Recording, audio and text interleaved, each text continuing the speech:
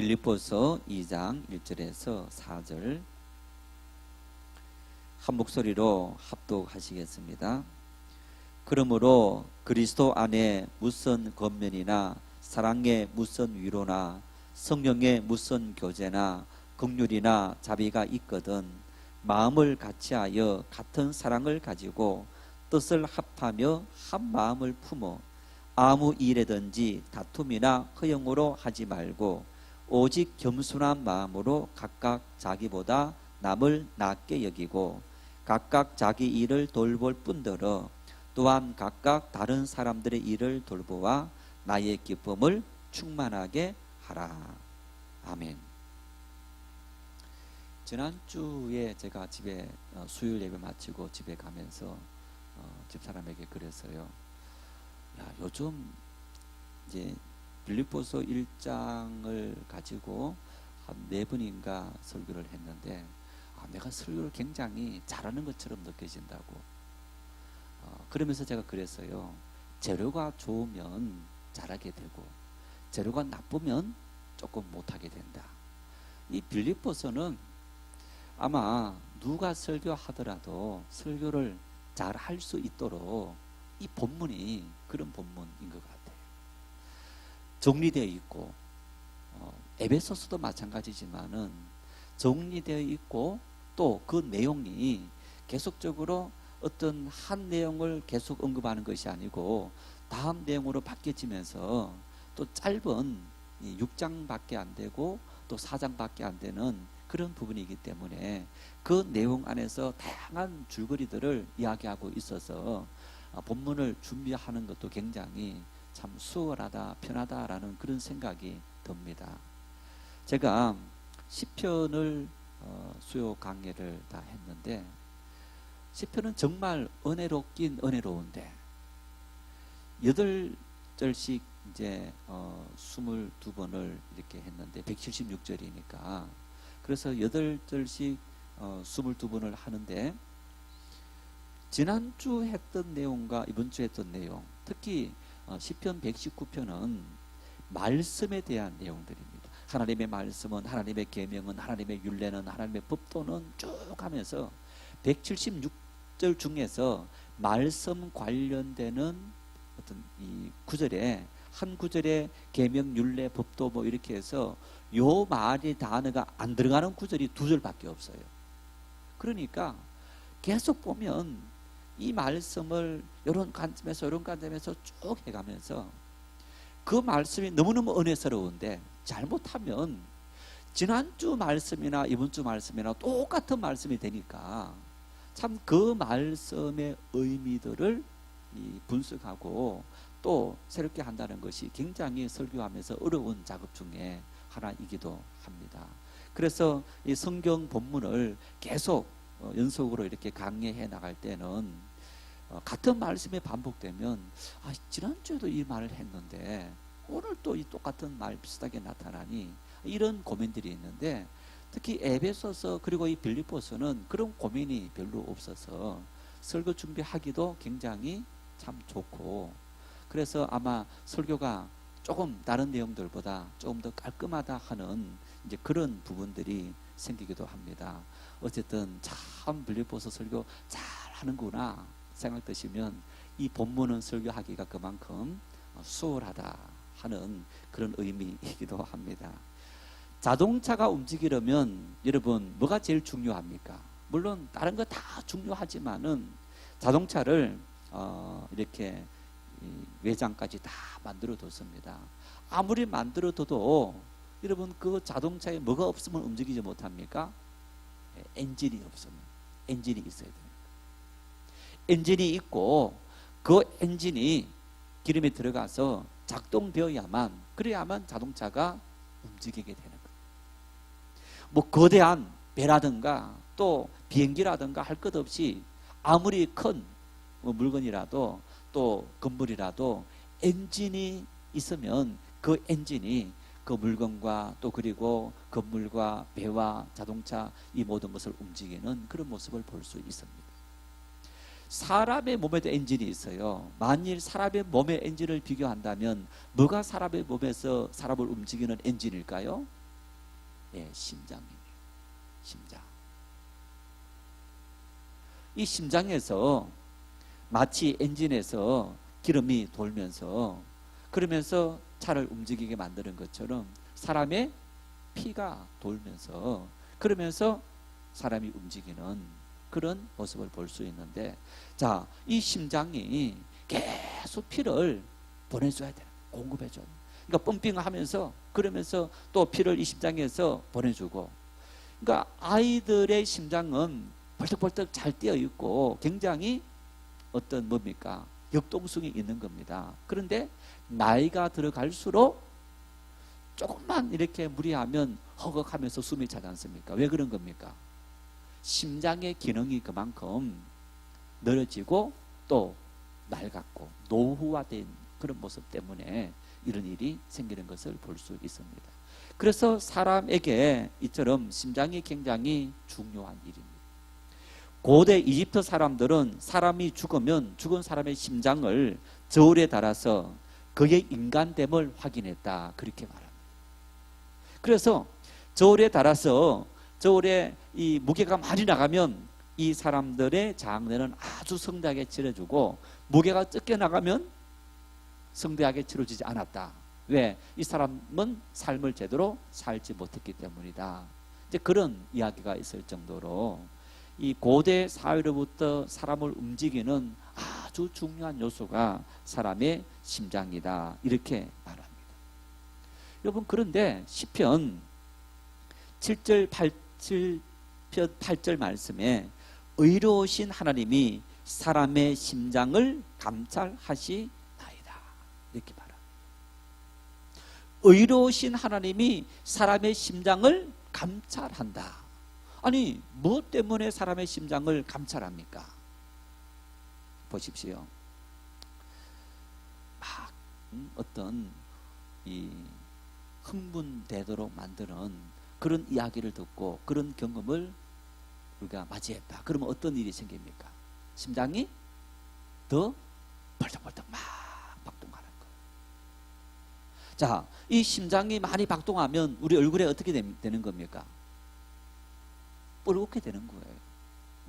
심장이 예를 들어 정상적으로 움직일 때는 피가 정상적으로 하는데, 예를 들어서 피가 더 심장이 뛰어서 많이 해주면 얼굴이 불스무리하게 되는 이런 현상이 생기는 겁니다. 어떤 충격적인 사건을 당했다. 어떻게 됩니까?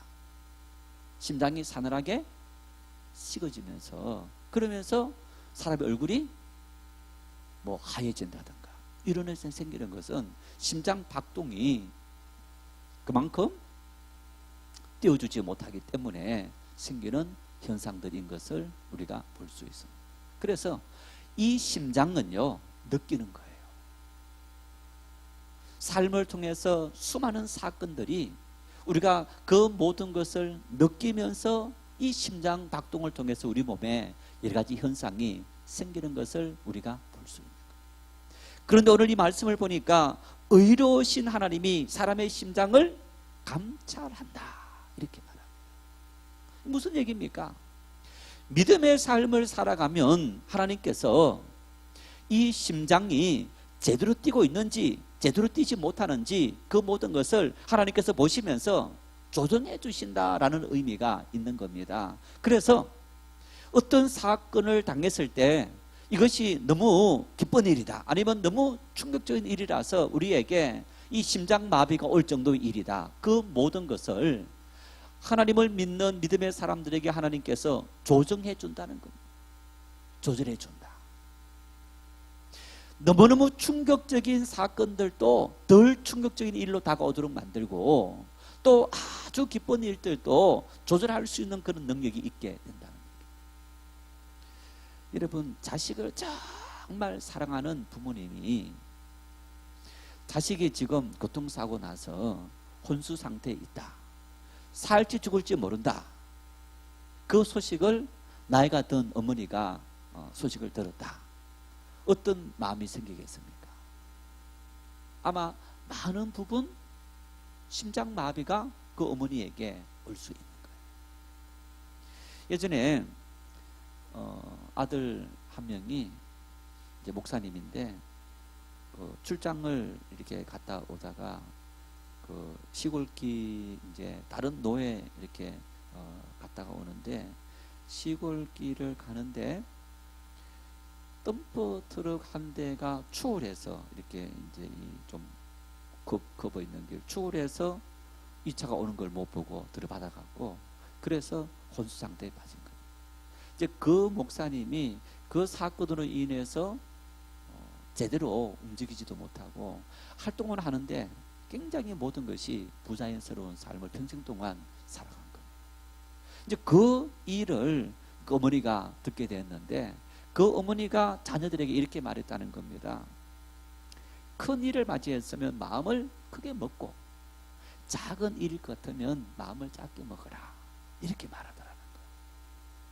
참 믿음의 어머니.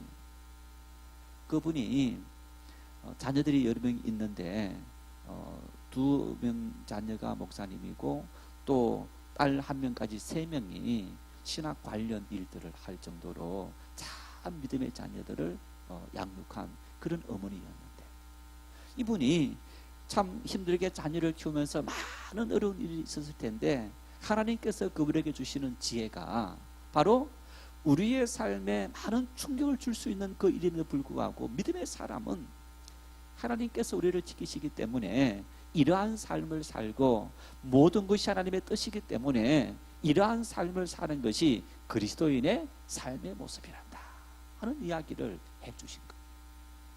우리의 삶에도 그런 것이 필요합니다. 여러분, 그래서 우리 그리스도인들은 어떤 사람들이냐? 우리 그리스도인들은요, 그리스도 예수의 마음을 가지고 그리스도 예수님의 마음을 품고 살아가야 되는 존재가 바로 우리 그리스도인들이다.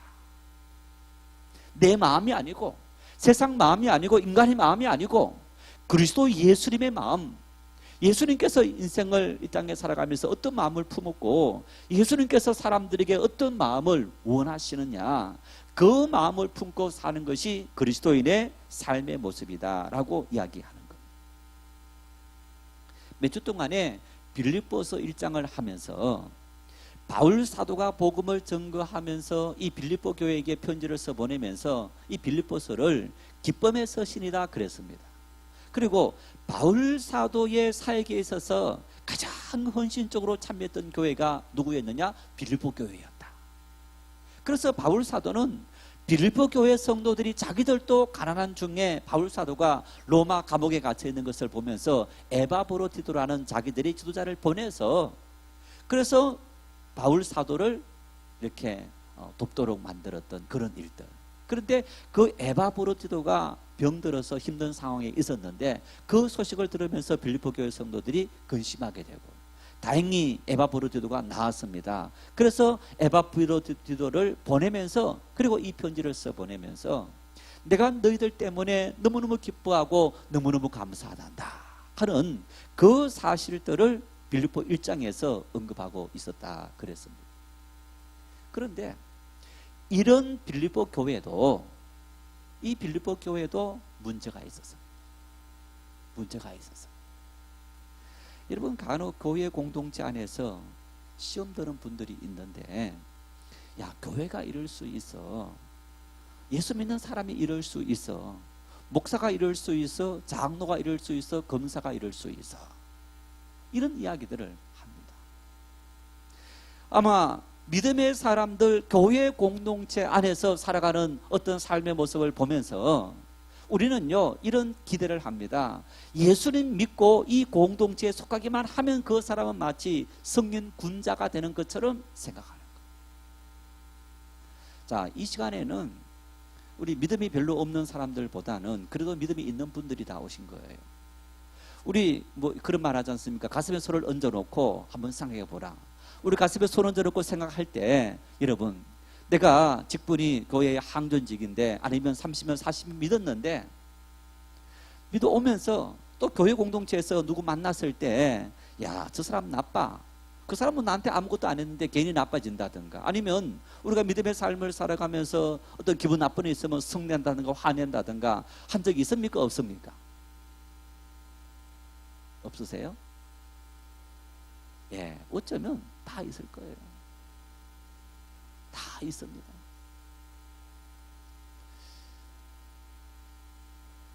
여러분 수양회를 하는데 이제 한 1000명이 갔어요. 1000명이 갔는데 어른들 아이들 해서 줄 예배 마치고 다 가서 이제 첫날 전문 이제 예배를 잠깐 드리고 그 다음에 첫날 다 모였으니까 레크레이션을 하자. 그래서 어른 아이 다 모여 있으니까 이 레크레이션은 우리가 해서는 안 되겠고 전문 강사를 부르자 해서 전문 강사를 불러봤습니다. 그 이분 준비할 때부터 야 이거 목사님 너무너무 힘듭니다. 어린 꼬맹이서부터 나이가 60, 70 되신 분들까지 이거 어떻게 그것도 한두 명도 아니고 1000명 가까운 사람들을 실내 체육관에 모아놓고 하는데 마침 거기 뭐 실내 체육관 큰 공간이니까 에어컨도 안 되고 선풍기를 했지만은 덥기도 하고 그래서 예배 한 30분 드리고 그 다음에 레크레이션을 1시간 정도 진행을 하는데 한 30분 지나니까 아이들이 막 그냥 막 온몸을 뒤틀면서 하더니 유치부 아이들은 자는 경우들도 있고 그래서 개별적으로 좀 데려나가기도 하는데 아니 한 부서 소년부 부서 5학년 6학년 부서가 갑자기 쭉 해서 애들 다 데려나가는 거예요. 그러니까 유년부 1학년 2학년 데려나가고 3학년 4학년 다 데려나가고 그 행사장에 모여 있는 아이 이제 어른 아이들 해서 한 200명 이상의 사람들이 진행하고 있는데 쭉 다 나간 거예요. 이제 한 20분쯤 지나면 마치는데 그걸 못 참아서 아이들을 배려해야 되기 때문에 가야 됩니다 하면서 말도 안 하고 이제 쭉 나간 거예요. 제가 총 지휘를 했는데 제가 이제 그 해당 부서에 교육자들 다 불러 모았습니다. 성 내야 정상입니까? 안 내야 정상입니까? 네? 어떠세요? 성 내야 정상입니까? 안 내야 정상입니까? 네? 네. 성 냈어요.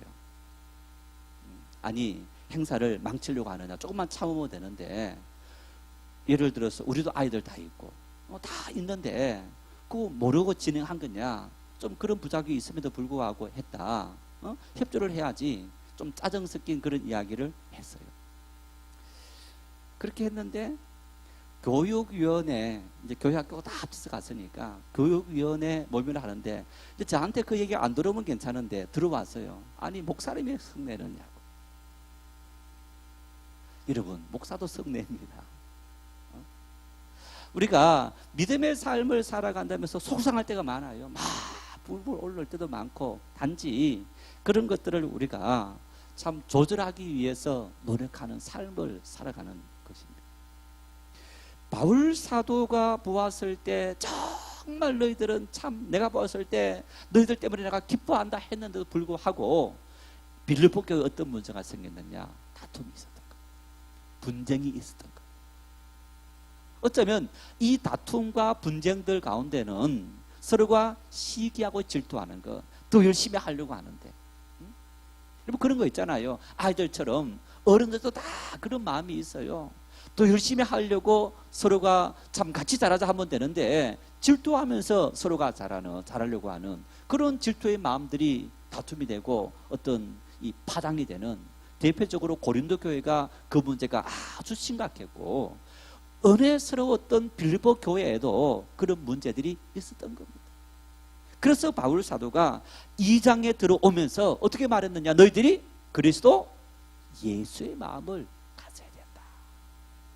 사람의 말과 행동을 주관하는 사람의 말과 행동을 주관하는 그 삶의 어떤 원동력 근원이 되는 그 마음 속에 그리스도 예수님의 마음이 그 속에 좌정한다든가 깊이 뿌리 박히지 못하면 오늘 너희들이 시기하고 질투하고 다투고 분쟁하는 이런 일들이 생길 수밖에 없다라는 것.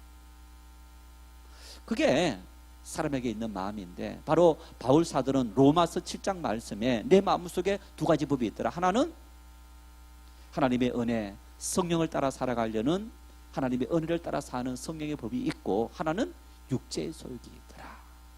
그 육체의 소욕은 끊임없이 나를 죄의 법으로 끌고 간다. 그 죄의 법이 어떤 겁니까? 더러운 것을 행하고 미워하고 시기하고 다투고 싸우는 이런 일들이 생기더라 말이에요. 그래서 바울 사도 역시 마찬가지로 외식한다면서 베드로를, 자기보다 선배이고 나이도 훨씬 많고 하는 베드로를 수많은 사람들이 보는 앞에서 외식한다고 막 야단치면서 했던 그런 일들, 그 모든 삶을 돌아보면서 바울 사도는 바로 내 마음속에 하나님의 은혜, 그리스도 예수의 마음을 따라 살려는 그 마음도 있는 반면에 이렇게 시기하고 다투고 분쟁하는 그 마음들도 있더라. 그래서 빌립보 교회 성도들, 너희들이 열심히 믿음의 삶을 살아가면서도 너희 속에, 내 마음속에 있었던 그런 마음들이 있는 것을 나도 보았다. 그래서 너희들의 삶에 필요한 것은 바로 그리스도 예수의 마음을 품고 살아가는 그런 모습이 우리에게 필요하다. 어떻게 하면 그리스도 예수의 마음을 품고 살아갈 수 있느냐? 오늘 이 4절, 4절의 말씀은 그 원리들을 설명하고 있는데, 이 본문 1절이 어떻게 하면 그리스도 예수의 마음 안에서 하나 되느냐, 하나됨의 원리를 가르칩니다. 1절 말씀을 같이 한번 읽겠습니다. 그러므로 그리스도 예수 안에 무슨 권면이나 사랑의 무슨 위로나 성령의 무슨 교제나 긍휼이나 자비가 있거든. 여러분, 이 말씀 속에는요, 우리가 하나 되기 위해서는 이 4가지 원리, 4가지의 원리가 우리의 공동체에서 움직여져야 된다, 이렇게 말하는데, 첫 번째 하나됨의 원리가 권면이 필요하다. 권면이 뭡니까? 하나님의 말씀으로 예수 그리스도 안에서 교훈하고 경고할 뿐 아니라 위로 격려하여 믿음이 연약하거나 시험에 든 성도들을 그리스도 안에 굳건히 서도록 하는 것. 이 권면을 잘못해갖고 모든 관계가 깨어질 수도 있어요. 또 성경에 보면요, 권면의 말씀을 받아들일 자세가 되어 있지 않는 사람에게는 하지 말아라고 말합니다. 특히 요즘 갈수록 사람들은 누군가가 나에게 그런 권면의 말씀을 하는 것에 대해서 굉장히 거부하는 걸 많이 가지고 있는 거예요.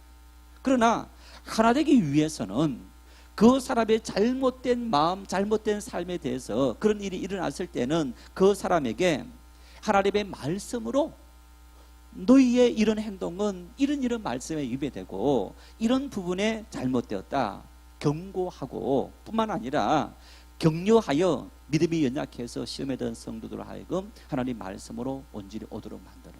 그런데 참 목회하면서 많은 성도들을 이렇게 보는데요, 한번 시험 들어서 자기 마음을 끄고 네 하는 경우들을 정말 잘 못 봤어요. 참 사람들이, 믿음의 사람들조차도 한번 이렇게 시험 들면요, 누구의 말도 안 듣는 거예요. 그런 경우들을 수없이 많이 보았어요.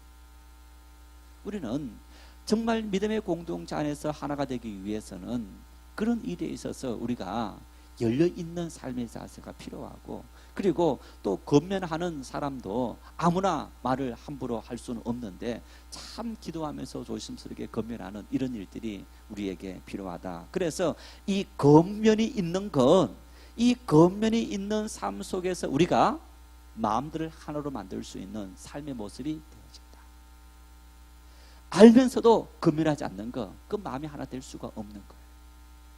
이제 알면서도 권면하지 못하는 거, 참 받아들이지 못하는 그 모습을 보면서 우리가 권면하기도 굉장히 어려운 거예요. 한번 권면했을 때에 그냥 틱틱 튕겨 넣는 겁니다. 그러면 더 이상 우리가 참 권면하지 않는 그런 모습들, 이제 이런 공동체는 그 공동체가 병드는 것을 우리가 볼 수 있습니다. 그래서 우리는 어쩌면 누군가로부터 권면을 받는다는 것은 굉장히 기분 나쁜 일인데, 믿음의 공동체 안에서 그런 권면은 굉장히 참 중요하고, 또 우리는 기분 나쁘더라도 때로는 그것을 받아들일 수 있는 그런 부분이 필요하고, 그렇다고 누구든지 아무나 권면을 쉽게 해서는 안 됩니다. 그런 권면을 할 때도 권면할 만한 자격이 있는 사람이 해야만 상대방이 마음이 상하지 않는 그런 부분을 볼 수 있는데, 어쨌든 우리가 하나 되기 위해서는 하나님의 말씀으로 그리스도 안에서 교훈하고 경고할 필요가 있다 하는 이것이 바로 하나됨의 출발점이다 하는 것을 우리가 볼 수 있습니다. 오늘 한국교회가 많은 문제가 생기는 것은 이 권면이 사라졌기 때문에, 여기밖에 교회가 없느냐, 어떤 이런 문제들이 생기는 이런 어떤 모습들을 우리가 볼 수 있습니다. 두 번째는 하나 되기 위해서는 뭐가 필요하냐? 사랑의 위로가 필요하다, 이렇게 말합니다. 사랑의 무슨 위로나, 이렇게 말하는데요, 위로는 성도들이 예수님께서 교회를 향해서 늘 베푸시는 사랑의 격려에 힘입어서 영육 간의 고난과 좌절 속에 있는 성도들과 함께 하면서 그들을 말씀으로 격려하고 함께 고통을 나누는 것, 위로한다. 여러분, 자, 누군가 어려운 일을 당했다. 그러면 하나님 말씀 위로하고, 그리고 그 사람과 함께 그 자리 있어주는 것, 이것이 위로라는 거예요. 겉면해서는, 자, 이 겉면보다 한 단계 더 들어가는 것이 위로이기도 합니다. 겉면은 너 잘못해서 그런 일들에 대해서 이렇게 말하는데 하나님 말씀을 이렇게 해야 돼 했다면, 사랑의 위로는 삶을 살아가면서 이 사람이 상처를 당할 수도 있고 아픔을 당할 수도 있고 참 그런 일이 있지 않습니까? 그래서 그 사람들 하나님 말씀으로 위로하고, 그러면서 그 고통의 자리에 함께 있어주는 것, 이것이 바로 사랑의 위로이다, 이렇게 말합니다. 세 번째 보니까 성령의 교제이다. 교제. 여러분, 이 성령의 교제가 가장 잘 나타난 사건이 바로 사도행전 2장의 예루살렘 교회인 겁니다. 예루살렘 교회에서 성령이 충만하자 성도들 간에 교제가 이루어졌는데, 어떤 교제가 이루어졌느냐? 함께 모여 서로 하나님을 찬미하고, 그리고 떡을 떼고, 떡을 떼었더라 하는데, 있는 사람들은 가난한 사람들을 위해서 떡을 가지고 와서 가난한 사람들이 함께 부족한 어떤 떡을 공개받도록 만드는, 우리가 이걸 밥상 공동체다라고 말을 할 수 있는데, 이 교제 속에는 바로 우리에게 그러한 성령의 인도하심 속에서 약한 자들과 함께 서로가 정말 마음으로 기도할 뿐 아니라 삶을 통해서도 끊임없이 우리가 그 사람들을 지원해 주기 위해서 노력할 수 있는 그 마음의 자세, 이것이 바로 오늘 이 말씀 속에서 성령의 교제이다 하는 이런 모습을 볼 수 있습니다. 그래서 여러분, 우리가 뭐 내 있는 재산을 다 팔아서 한다는 것은 어려운 일이지만은, 기독교 문화가 꽃피워진 유럽, 또 미국 보십시오. 이 부자들이 어떤 일을 하느냐? 돈을 많이 번 사람들이 재단을 만듭니다. 재단을 만들어서 이것은 가난한 사람들을 위한 어떤 돈으로 쓰다오, 이것은 암 환자를 치료를 위해서 쓰다오, 이것은 에이즈 환자를 위해서, 이것은 가난한 나라에 아이들을 구하기 위해서 쓰다오, 이런 목적으로 재단을 만들어서 돈을 기부하는 이런 모습을 볼 수 있습니다. 이 모든 일들이 바로 정말 교제의 모습인데, 교회 공동체가 어떤 일을 해야 되느냐? 섬기는 일, 구제하는 일, 이 모든 일들이 바로 성령의 교제이기도 하는 겁니다. 그래서 이 교제는 마치 우리가 하나님 안에서 한 가족이 된 성도들이 서로가 같이 나누는 모습과 동일한 그런 의미가 있는 겁니다. 네 번째 하나됨의 원리는 긍휼과 자비이다. 여러분, 긍휼과 자비는 뭡니까? 베풀어 주는 거예요. 연민의 마음, 사랑의 마음으로 일방적으로 베풀어 주는 것, 있는 것을 아무런 조건 없이 주는 것. 이 관계성 속에서뿐 아니라 나와 그런 관계성이 없다 할지라도 어려움을 당한 그 사람을 불쌍히 여기는 그 마음 때문에 자기의 있는 것을 희생해서라도 그 사람을 위해서 도움을 줘야 되겠다 하는 그 마음이 바로 긍휼과 자비의 마음이다. 그래서 1절 말씀에 우리가 그리스도 안에서 어떻게 하면 하나 될 수 있느냐, 서로가 하나 되어서 한 마음을 품을 수 있는 이 공동체, 어떤 공동체이냐? 그 사람의 잘못에 대해서 하나님 말씀으로, 내 생각이 아닙니다, 하나님 말씀으로 제대로 교훈해 주고, 그리고 이어서 사랑의 위로, 그 사람의 아픈 현장에 함께 있어주는 그 마음, 그리고 그보다 한 단계 더 나아가서는 교제할 때 내가 모든 것을 다 희생할 수 없지만은 정말 밥 한 끼라도 같이 그 사람이 배고파할 때 먹어줄 수 있고 나눠줄 수 있고 하는 어떤 그런 모습들, 이런 모습들이 우리에게 필요하고, 그리고 최종적인 단계에서는 바로 긍휼과 자비, 아낌없이 그 사람을 위해서 내가 줄 수 있는 것을 줄 수 있는 마음, 이것이 바로 하나됨의 우리 어떤 삶의 최종적인 완성까지 가는 이런 모습을 우리가 볼 수 있습니다. 여러분, 그래서 이런 모습을 보면요, 말로만 되는 게 아닌 것을 볼 수 있습니다. 우리는 말로 사랑한다, 뭐 한다 아무리 말해도 아무 소용이 없어요. 실질적으로 내 삶을 통해서 그런 사랑이 실천되어지는 그런 모습들. 우리 교회가 소그룹 운동을 하지 않습니까?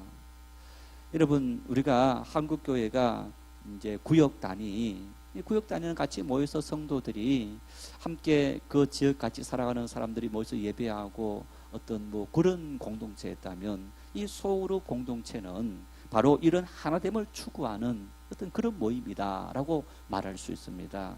함께 그 공동체에서 우리 믿음을 끊임없이 검증하는 거예요. 아, 내 이런 삶들이 잘못되었구나.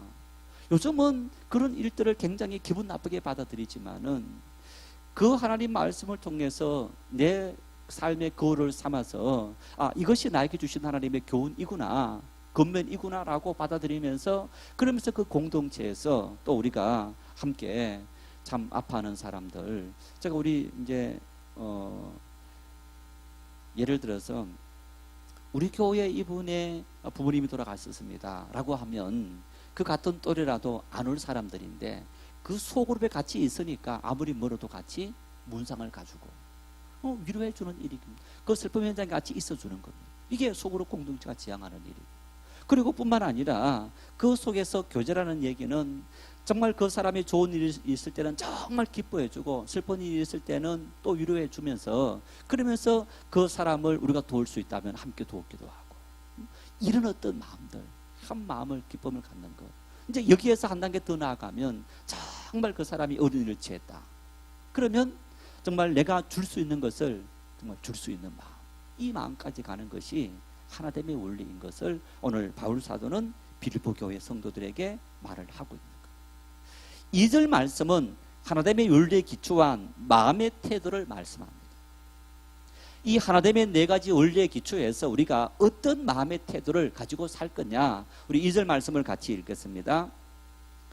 마음을 같이하여 같은 사랑을 가지고 뜻을 합하여 한 마음을 품어, 이렇게 말씀합니다.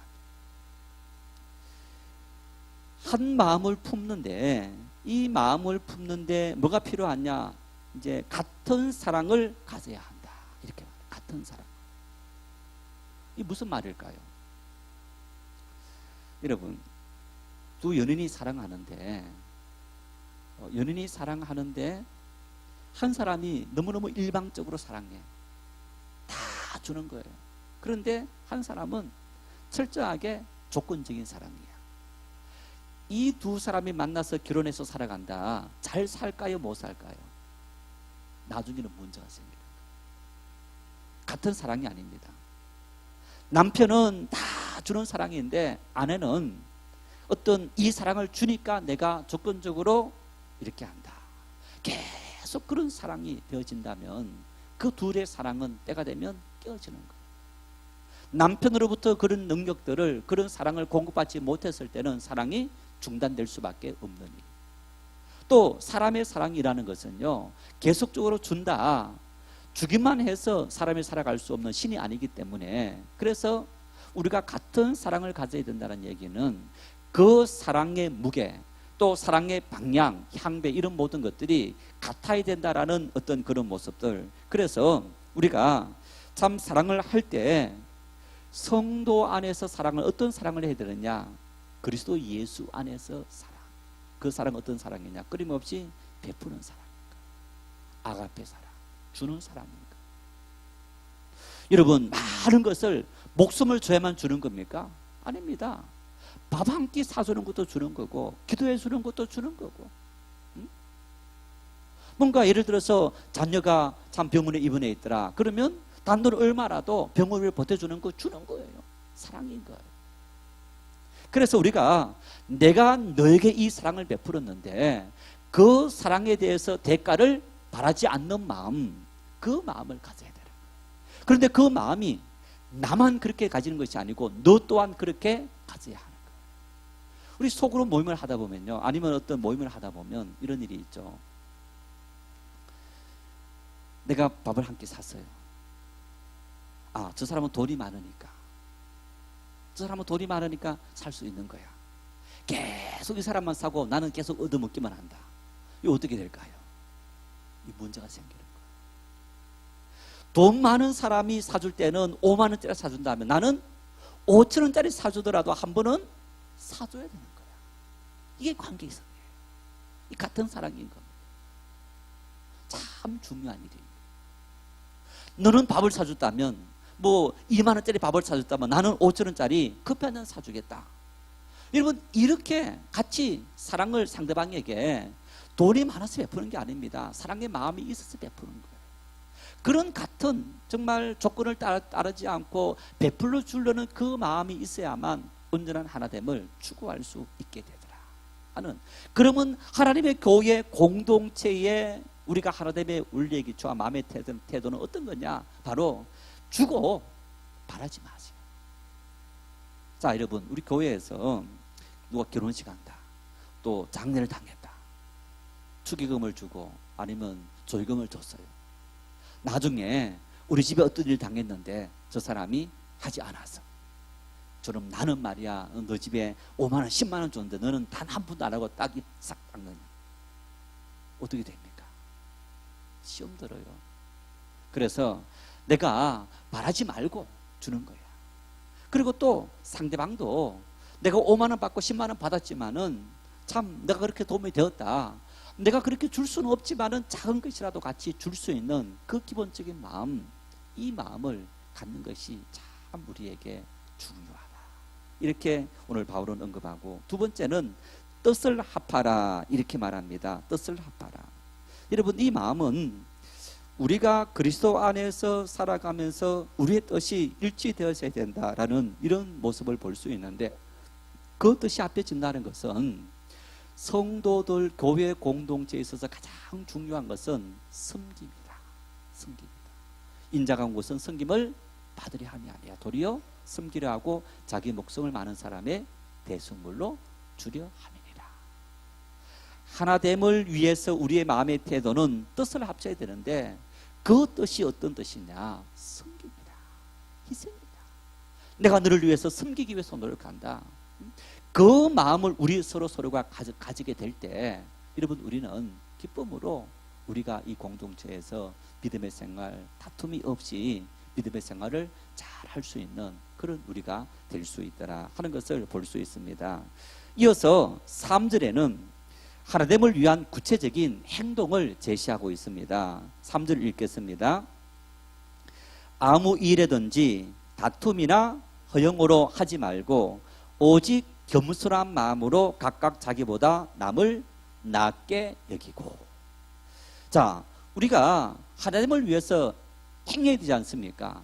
행하는데 어떻게 행하느냐? 첫 번째, 부정적인 교훈으로, 다툼이나 허영으로 하지 말아라. 무슨 얘기입니까?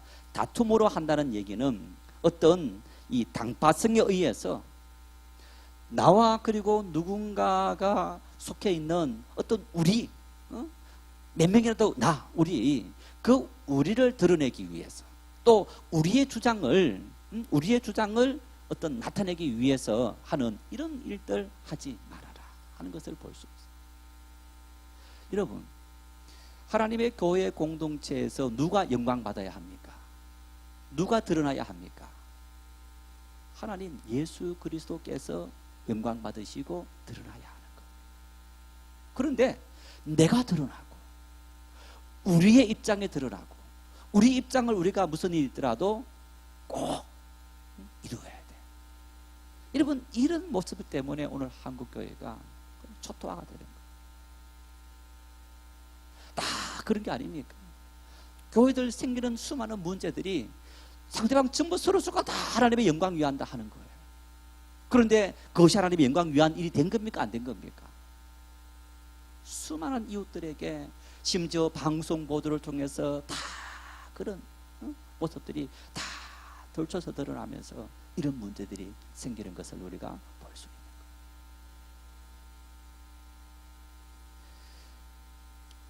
참 이 말은 조금 그럴 수 있긴 있습니다만은, 우리 하나님 살아계심을 믿습니까 안 믿습니까? 믿습니까 안 믿습니까? 하나님의 교회 일하면서 잘못한 사람 하나님께 심판할까요 안 할까요? 심판할까요 안 할까요?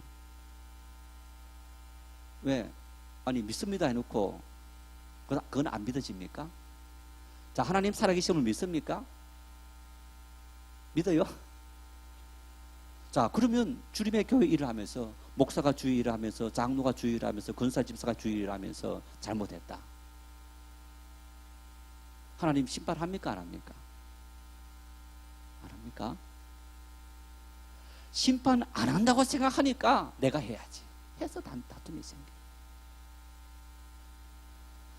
그런 일로 인해서 다툼이 생기고, 이제 요 말 잘못 이해하면 굉장히 잘못하는 사람 옹호한다 이렇게 될 수 있는 그런 부분이 되는데, 여러분 모세를 비난했던 미리암과 그리고 아론이 하나님의 심판을 받았는데, 내가 심판한다는 것은 알지 못하느냐. 다윗이 억울한 일 당했을 때 하나님께서 내 억울함을 심판해 주실 거다라는 그 믿음을 가졌던 것처럼, 정말 우리가 그런 마음을 갖게 된다면 참 좋을 텐데, 오늘 참 그러한 모습들이 없다 보니까 교회 공동체 안에서도 막 헌법을 만들고 수많은 내교법을 만들고, 그래서 그 법을 따라서 참 뭐 재판하고 이런 일들이 비일비재하게 생기는 정말 아픈 우리의 현장이고 그런 모습들인데, 이런 모습들이 하나님 어디 살아계시느냐 방자에 행하는 우리의 모습과 다를 바가 없는 이런 모습인 것을 우리가 볼 수 있는 거예요. 그래서 오늘 이 말씀에 다툼으로 하지 말아라, 당파 싸움으로 자만심으로 하지 말아라, 또 허영으로 하지 말아라. 무슨 얘기냐면 자기의 어떤 야망을 위해서 해서는 안 된다는 얘기입니다. 나를 드러내기 위해서 해서는 안 된다는 얘기입니다. 하나님의 영광을 드러내기 위해서 우리가 일을 해야지, 그래야만 하나가 될 수 있는 거지, 나를 나타내고 나를 드러내려고 하니까 이게 안 되는 거예요. 아니 어떤 사람들은 말을 하면요, 우리 목사님들 만나서 얘기하면 그냥 어떤 일을 보고하면 그냥 보고하면 되는데 자기를 막 양껏 드러내는 거예요. 내가 이런 사람, 아예 그런 게 특화되어 있는 분들이 있어요. 한두 번은 들으면 굉장히 참 대단한 사람이다 하는데, 자꾸만 얘기할 때마다 그런 게 드러나면 굉장히 그 사람에 대해서 참 별로 이렇게 보이는데, 그 영어로 하지 말라는 얘기는 바로 그렇게 나를 드러내지 말라는 얘기입니다.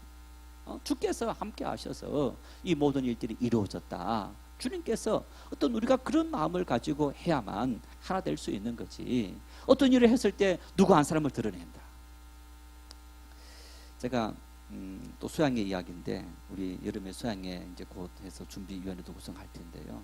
수양회를 하는데 한 집사님이, 목사님, 저 방송하는 분들이 낮에도 저 방송 부스를 지켜야 되고 그러면서 밤에도 하고 참 피곤한데, 저분들 광고할 때 좀 칭찬도 해주고 또 격려도 해주고 하면 참 좋겠습니다. 그래요.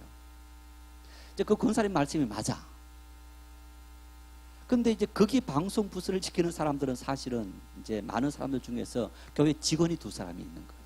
교회에서 월급 받고 있는 직원이 이제 이 음량하고 또 조명하는 그 직원 2사람이 있고, 그 다음에 그 방송에 여러 이제 봉사자들이 있고. 그런데 제가 봤을 때는 이제 전체를 준비하고 진행하는 이 진행팀이 한 5-6명이 있었는데, 이분들은 이 행사를 준비할 때부터 몇 달 전부터 진행할 때도 2시, 3시까지 아침에 6시, 7시 전에 일어나서 계속 하면서, 정말 뭐 우리가 민원이라 할까요? 행사 진행하면서 이런저런 모든 어떤 걸 다 처리해 주면서 눈꽃 뜰 새 없이 바쁜, 칭찬을 받아도 이 사람들이 훨씬 더 잘 받아야 되는 거예요. 그 얘기는 다 똑같더라. 교사들은요, 전부 다 교사들이 제일 수고 많이 한다. 봉사팀들은 봉사팀들이 제일 수고 많이 한다. 음장팀들은 음장팀이 제일 수고 많이 한다. 다 그런 거. 허용으로 한다면 이런 문제가 생겨서 다 이 사람 칭찬해주고 저 사람 칭찬해주고, 참 여러분 이 교회 공동체에서 그런 부분들이 어려운 거예요. 우리가 믿음으로 하고, 그래서 내가 한 모습들을 나타내지 않고 주님 영광 받으시고, 또 내 수고와 봉사를 통해서 이 하나님의 교회 또 이 행사를 잘 마치게 되었다면 참 하나님 감사합니다. 누가 나를 안 알아준다 할지라도 하나님은 나를 알아주시겠지. 그 마음이 필요한 거예요. 다 똑같이 그런 마음을 가지고 하기 때문에. 어쩌면 이제 제가 목회하면서 그런 부분들이 좀 부족할 수도 있는데 하다 보니까 이 사람을 칭찬하면 이 사람이 그렇게 안 되는 거예요. 부목사 때 목회를 하면서 이제 요즘 우리가 수능생을 위한 기도회 이런 걸 교회마다 이렇게 많이 하는데 이분은 그걸 안 하시는 거예요. 자꾸 또 안 하시려는 거예요. 요즘은 거의 다 대학 진학을 하지만은 또 그 목사님께서 담임 목회하실 그때에 또 대학 진학을 못하는 아이들이 있었는데 10명의 고등학생 3학년 중에서 8명이 진학하고 2명이 진학 안 한다. 그러면 교회에서 8명을 위해서 기도를 했다 이러면 2명 진학하지 않는 아이들, 그 부모들 얼마나 속이 상하고 마음이 아프겠냐. 그래서 공식적으로 수능생을 위한 기도회를 안 하신 거예요. 그러면서 거의 대다수가 다 대학 가는 이제 그런 어떤 분위기가 되니까 그런 기도회를 하긴 했습니다만은 참 우리가 교회 공동체 믿음의 삶을 살아가면서 우리는 그런 참 약한 사람을 배려하는 그런 어떤 마음들이 그래야만 우리가 하나 될 수 있고 일치될 수 있는 그런 마음이 될 수 있더라. 그래서 허영이나 다툼으로 하지 말아라 하는 그 말씀을 우리가 볼 수 있는데, 그러면 우리가 하나 되기 위해서 어떤 마음을 가지고 해야 되느냐? 겸손한 마음을 가지고 해라. 여러분, 겸손한 마음 어떤 마음이 있냐? 너보다 나를 낮게, 나를 너보다 높은 위치에 두는 것이 아니고 너보다 나를 낮은 위치에 두는 마음의 자세가 바로 겸손한 사람. 어린아이 앞에 섰을 때는 내가 어린아이보다 더 낮은 사람이고, 가난한 사람 앞에 섰을 때는 가난한 사람보다 더 낮은 사람이고, 또 지식 없는 사람이 앞에 섰을 때는 지식 없는 사람보다 내가 더 낮은 사람이다라는 어떤 그 마음의 자세, 이것이 바로 겸손한 마음이다. 우리는 누구 앞에 섰든지 어떤 일을 하든지 항상 그런 마음을 가지고 해야 된다. 여러분, 우리의 이런 마음들을 가장 잘 아는 사람들이 누굽니까? 애들입니다. 애들은 다른 사람이 나를 정말 사랑해 주는 줄 알아요. 정말 이 사람은 나를 사랑해 주는 거구나. 애기를 사랑해 준다는 것이 무슨 얘기입니까? 애기의 수준으로 내려가는 거. 그게 애기를 사랑해 주는 거 아니겠습니까? 겸손이라는 것은 바로 나를 너보다 아래에 두는 것. 이것이 바로 겸손이라는 것. 하나님의 교회 공동체가 하나 될 수 있는, 성도들이 하나 될 수 있는 마음들이 서로가 그런 미덕을 가지고 살아갈 때 성도들은 진심으로 하나 될 수 있다. 마지막으로 겸손한 마음을 본받아 살아야 할 삶의 실제적인 실천 4절에 이렇게 말씀합니다. 같이 읽겠습니다. 각각 자기 일을 돌볼 뿐더러 또한 각각 다른 사람들의 일을 돌보아 나의 기쁨을 충만하게 하라. 이게 무슨 얘기입니까? 자기 일을 돌본다. 자기 일도 못하면서 우리 좀 그런 말을 하잖아요. 교회 봉사하고 일을 하는데 자기 일 하나도 안 해놓고 교회 와서 열심히 봉사한다. 그래서 욕 얻어먹는 사람들도 있는 것을 볼 수 있어요. 그래서 믿음의 생활을 열심히 하려면 어떻게 해야 됩니까? 자기 삶에 부지런해야 돼요. 우리 예전에 우리 교단에 그래도 가장 부자들이 모여 있다는 교회가 소망교회인데 압구정 이제 아닙니까? 그래서 그런 얘기 하시는 거예요. 자기 집에서는 밧줄부 두고 일을 시키는 사람이 교회 와서는 앞치마 걸치고 장화 끼고 봉사한다. 이런 말이 있을 정도. 교회 봉사를 하면서 내 일을 하나도 안 하고 그러면서 교회 봉사만 열심히 하면 믿음이 약한 남편, 믿음이 약한 자녀, 만일 다른 사람들이 어떻게 됩니까? 상처를 받게 되죠.